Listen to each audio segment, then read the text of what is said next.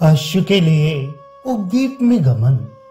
श्री गर्ग जी कहते हैं, राजन, यज्ञ पशु के अपहृत हो जाने पर समस्त यादवगण शोक करने लगे कि हम कहां जाएं और इस पृथ्वी पर क्या करें। अनिरुद्ध आदि सब लोगों को उस समय कोई उपाय नहीं सूझा।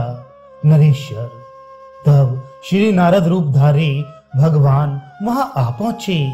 देव ऋषि नारद को आया देखकर यादवों सहित अनिरुद्ध ने आसन पर बिठाकर उनका पूजन किया और बड़े प्रसन्न होकर वे उन मुनीश्वर से बोले।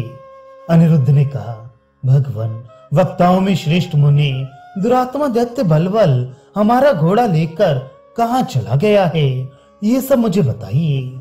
आपका दर्शन दिव्य है। आप सूर्य देव की भांति तीनों लोकों में विचरते हैं। त्रिभुवन के भीतर वायु के समान विचरण करने वाले आप सर्वज्ञ तथा आत्म साक्षी हैं, इसलिए सब बात मुझसे कहिए। अनिरुद्ध का ये प्रश्न सुनकर नारद जी माधव प्रद्युम्न कुमार से बोले। नारद जी ने कहा, निरपेश्वर, बलबल ने तुम्हारे घोड़े को समुद्र के बीच में बसे हुए पांजन्य नामक उपद्वीप में ले जाकर रख दिया है। उसका मित्र या बंधु शकुनी यादवों के हाथ से मारा गया था, अतः यादवों का वध करने के लिए उसने यह कार्य किया है। वह महान असुर सुतल लोक से दैत्य समूहों को बुलाकर वहां राज्य करता है। भगवान शिव का वरदान पाकर वह घमंड से भरा रहता है। ये सुनकर अनिरुद्ध ने शंकित होकर पूछा। अनिरुद्ध बोले, देव ऋषि चंद्रमौली भगवान शिव ने उस दैत्य को कौन सा श्रेष्ठ वर प्रदान किया है? उसके किस कार्य से शिव जी संतुष्ट हो गए थे? तब मुनिवर नारद ने कहा, प्रद्युम्न कुमार, मेरी बात सुनो। एक समय उस दैत्य ने कैलाश पर्वत पर एक पैर से खड़े रहकर 12 वर्षों तक अत्यंत कठोर तप किया। उस तपस्या से संतुष्ट होकर महादेव जी ने कहा, वर मांगो। उनकी बात सुनकर वह बोला, सदाशिव, आपको नमस्कार है।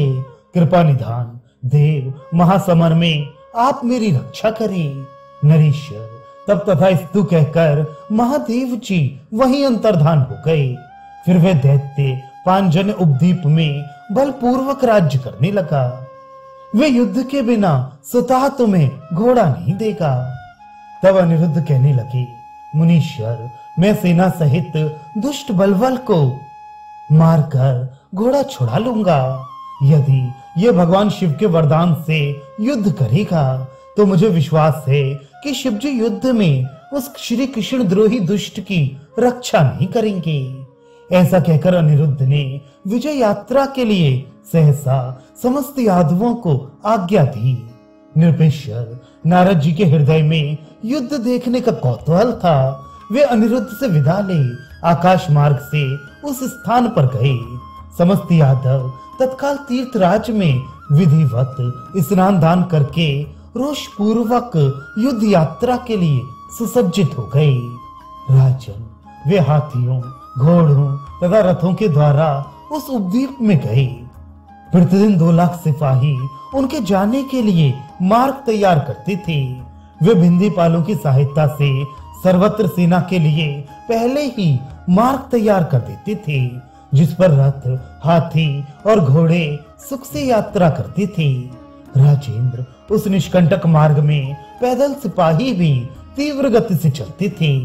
यादव सेना के भार से पीड़ित हो शेषनाग मन ही मन कहते थे, ना जाने भूतल पर क्या हो गया है।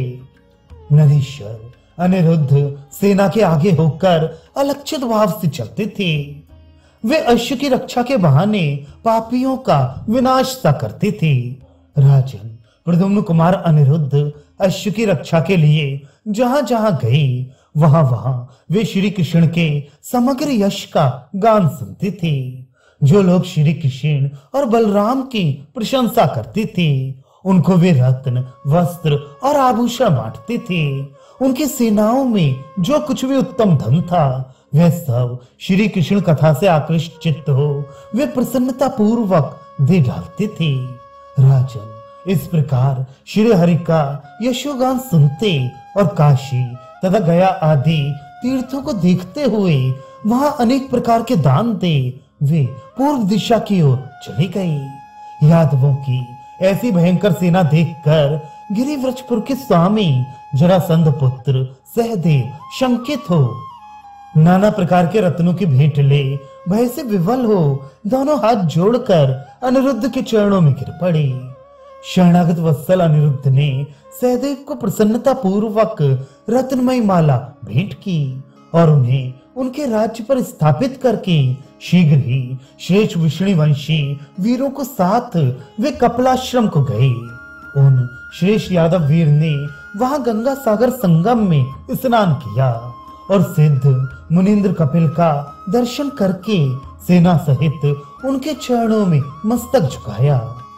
राजेंद्र उस स्थान से दक्षिण दिशा में समुद्र के तट पर महलों के समान ऊंचे ऊंचे शिविर लग गए।